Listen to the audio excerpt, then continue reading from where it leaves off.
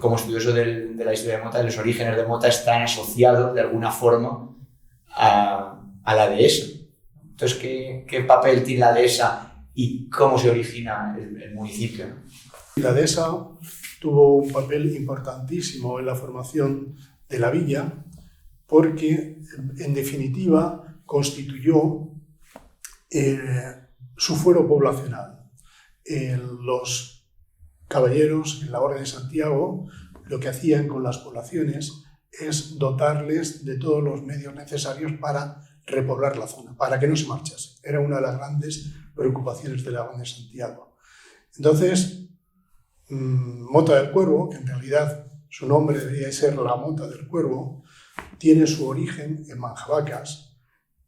Los habitantes de Manjabacas comenzaron a dejar su población hacia la mitad del siglo XIV y en un periodo de 100 años desapareció. Hacia 1460-1470 desaparece Manjabaca totalmente. Los últimos pleitos que suceden entre el Cuervo, o la Mota del Cuervo, y Manjabacas suceden en 1440-45, que todavía Manjabacas tenía un concejo y tenía ayuntamiento. Pero a partir de 1460 desaparece. Se instalan en las faldas de una zona que consideraron que les protegía, en las faldas del paraje de la Sierra, donde existía una gran fortaleza. Como no tenían nombre, porque no se podían poner Manjabacas II, pues se dieron el mismo nombre que tenía la fortaleza. Y esa fortaleza se llamaba la Mota del Cuervo, porque estaba situado al lado de una motilla, de la cultura de la motilla de la Edad del Bronce, en esta zona de La Mancha, y además la población más cercana era el Cuervo, aunque estaba situado pues, a un par de kilómetros o 2 kilómetros y pico de ella, ¿no? Y entonces se instalaron allí y la Orden de Santiago aceptó ese emplazamiento, esa situación, porque pasaba de contribuir los diezmos al entonces comendador de Torrevejezate, el Gran Tendilla, don Íñigo López de Mendoza, pasaba a ofrecérselos directamente a la Orden de Santiago, con lo cual la Orden de Santiago pues, le favorecía esa situación. Y para ello, para fijar la población, la Orden de Santiago les dio una dehesa que estaba localizada hacia el noreste, un poquito, pasado el paraje de la Sierra. Estaba pues, entre el Camino de Belmonte, se llamó entre el Camino de Belmonte y la cruzaba la Cañada de Tobar. Quiere decir que es esta zona que hoy en día, donde está la Casa Gilabert, y que todavía quedan reminiscencias de las antiguas encinas por las que estuvo poblada, ¿no? Una dehesa que estuvo muy protegida, todas las poblaciones protegían mucho su monte para recoger bellota, que estaba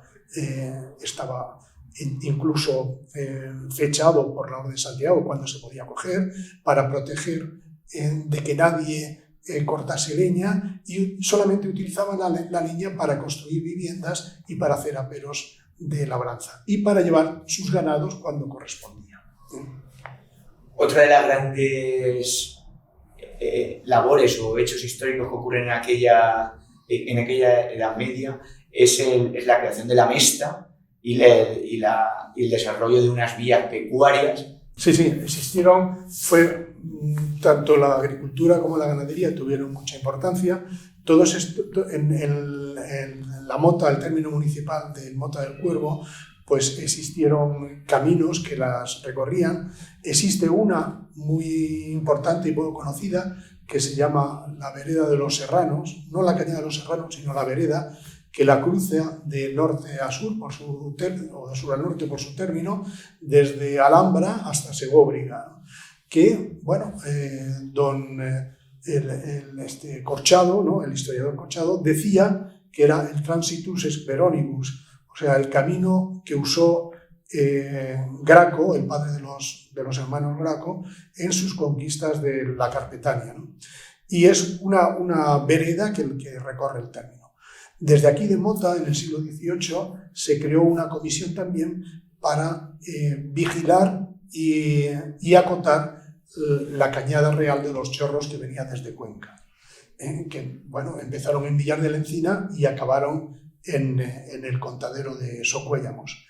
Y desde aquí también los ganaderos de esta zona iban haciendo transhumancia hasta extremo, lo que se decía extremo, ¿no? Por un lado a la zona de Extremadura llegaron hasta la Hinojosa, con los que tuvieron ciertos contactos y ciertos pleitos o acuerdos de acotar los terrenos, y llegaban por el sur también hasta los pastos frescos de la Sierra de Segura, que todo pertenecía a la Orden de Santiago. Por eso, como la Orden de Santiago permitía que hubiese jurisdicción libre tanto en las tierras como en sus pastos, desde aquí hacían transhumancia a estas zonas. También uno de los personajes o figuras que aparecen durante esta época son los caballeros de la Sierra. ¿Quiénes son los caballeros de la Sierra? Bueno, los caballeros de la Sierra eran gente importante, a veces hidalgos, que tenían la misión de proteger pastos y proteger los terrenos y más. Aquí en esta zona había, bueno, en la zona de la Orden existe un pueblo todavía, claro, que se llaman los Hinojosos, que estuvieron separados desde mucho tiempo, desde el siglo XIII, desde 1242 hasta 1800, o sea, unos 600 años, separados en dos partes, por un acuerdo que hubo entre la Orden de Santiago y el Concejo de Alarcón. Entonces ese pueblo se dividió por la mitad.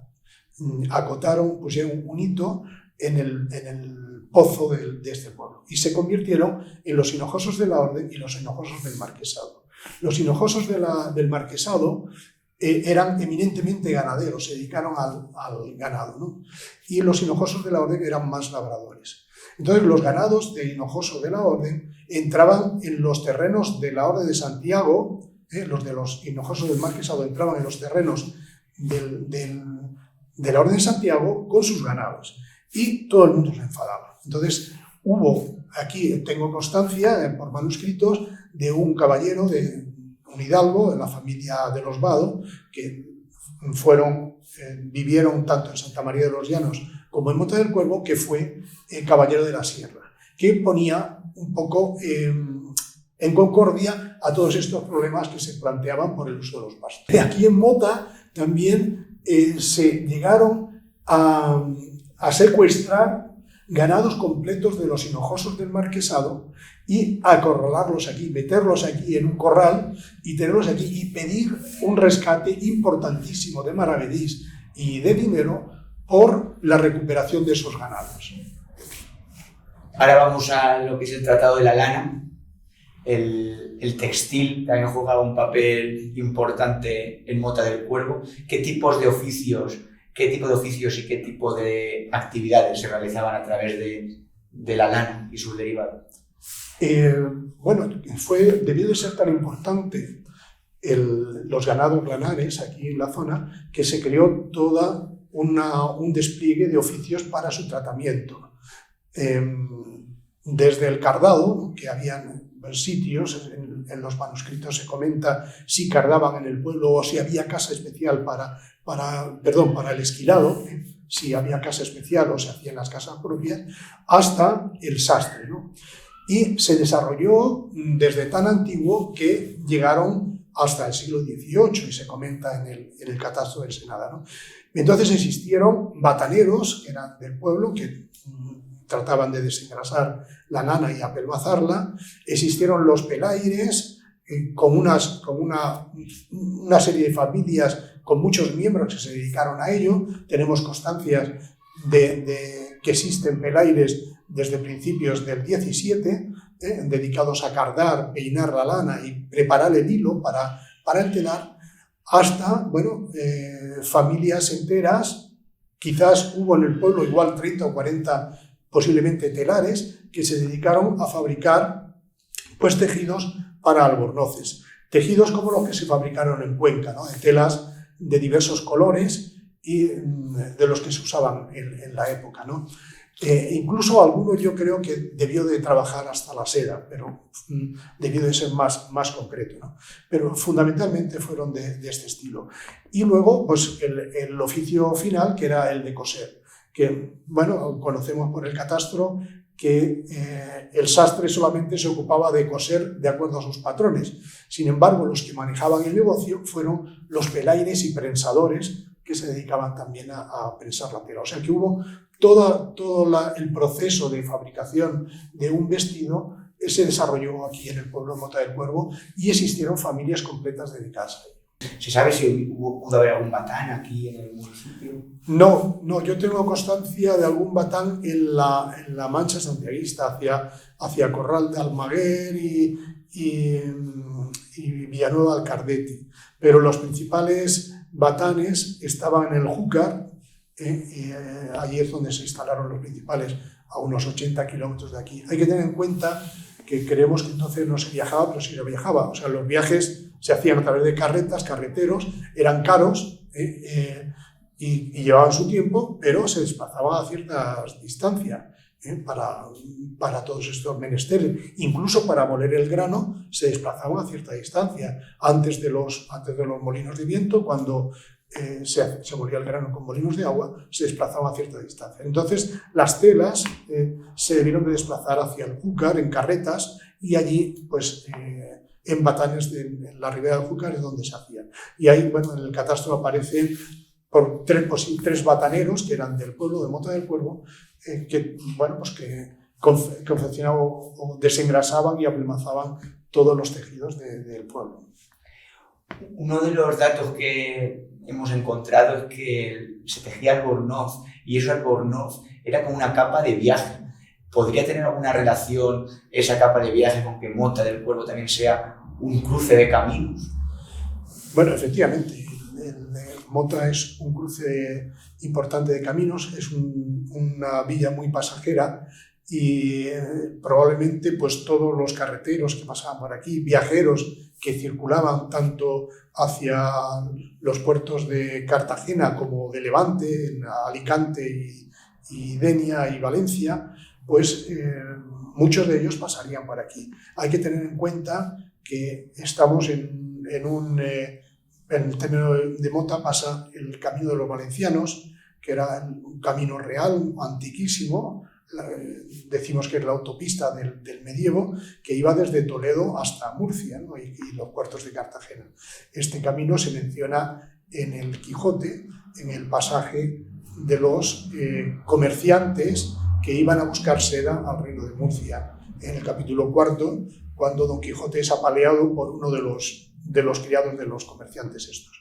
Entonces, es un lugar muy viajero, donde la gente pues, pasaba mucho por aquí. Entonces, bueno, pues sería uno de los ropajes que más se podrían vender. Aunque creemos que la mayoría de tejidos era para consumo interno, pero los excedentes pudieron ser vendidos fácilmente a toda la cantidad de personas que pasaban por esta mancha, que transcurrían por esta mancha. De los siglos, sobre todo del 16 al 18, que son los que a lo mejor más he profundizado, ¿qué tipología de ganados había aquí? Ya no solo en tipo de ganado, sino también la lana, o sea, era una oveja lanera, era otro tipo de oveja, y qué número de cabezas, aproximadamente qué cabaña ganadera había, tanto estante como trashumante. Existía, desde luego, una importante ganadería, sobre todo lanar, muy poco cabrío, principalmente lanar, y de otro tipo, mular, no había mucho. La Orden de Santiago no era muy proclive a que se utilizase el ganado, las bestias que llamaban, ¿no? Los muros y tal, pero era un tipo de ganado lanar, sí, era justamente para la lana. En las últimas referencias textiles que tenemos son fábricas de mantas y hoy en día queda solo una fábrica relacionada con el textil. Ya de una forma casi personal, ¿qué balance crees que ha tenido o tiene la ganadería históricamente a través de tus estudios? Ya he dicho, ¿no? Esta zona fue evidentemente de labradores, de campo y ganadera. Para la economía de esta población, yo creo, llegando hasta el siglo XVIII, que debió estar en un 30 o 35% de la economía poblacional de la villa, ¿no? Yo creo que los labradores, el campo, fueron de un 40 a un 50% y la economía sujeta al ganado lanar pues debió de ser eso, un 30 o 35% aproximadamente. O sea que fue de cierta importancia, claro.